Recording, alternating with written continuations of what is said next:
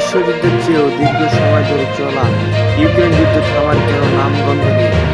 Ukraine যুদ্ধ শুরু হওয়ার পর দখলকৃত এলাকাগুলোতে ইউক্রেনীয়দের প্রতিরোধ ছিল প্রকাশ্য ও দৃশ্যমান, কিন্তু 4 বছরের বেশি সময় ধরে চলা যুদ্ধ সেই প্রতিরোধ এখন অনেকটা গোপন ও ছায়াযুক্ত পরিণত হয়েছে।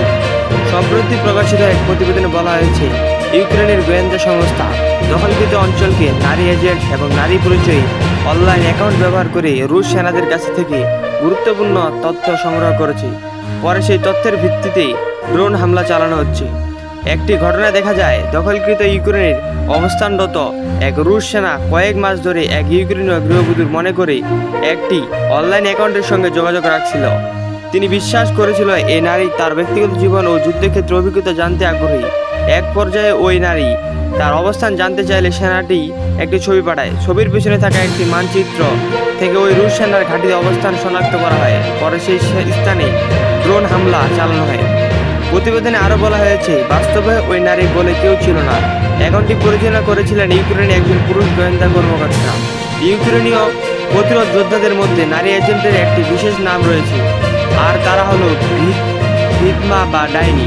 ইউক্রেনীয় লোককথায় এই শব্দটি এমন নারীদের বোঝাতে ব্যবহৃত হয়েছে যাদের কাছে অন্যদের তুলনায় বেশি জ্ঞান ও তথ্য থাকে।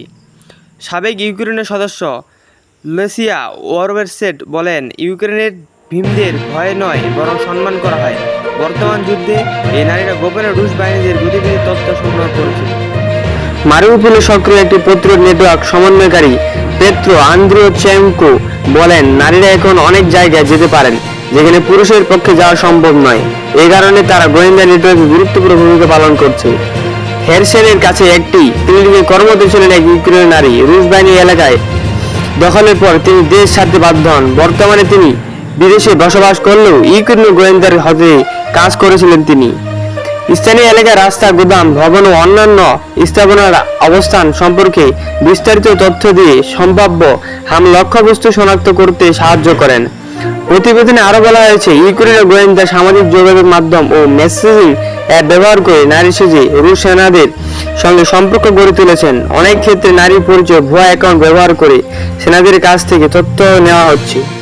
ইউক্রেনিয়ান ওয়েমেন্স গার্ড নামে একটি সংগঠন 2014 সাল থেকে 600 এর বেশি নারীদের আত্মরক্ষা, টিকে থাকা এবং প্রতিরোধমূলক কর্মকাণ্ডের প্রশিক্ষণ দিয়েছে। তাদের মধ্যে অনেকেই বর্তমান দখলকৃত এলাকায় সক্রিয় রয়েছেন।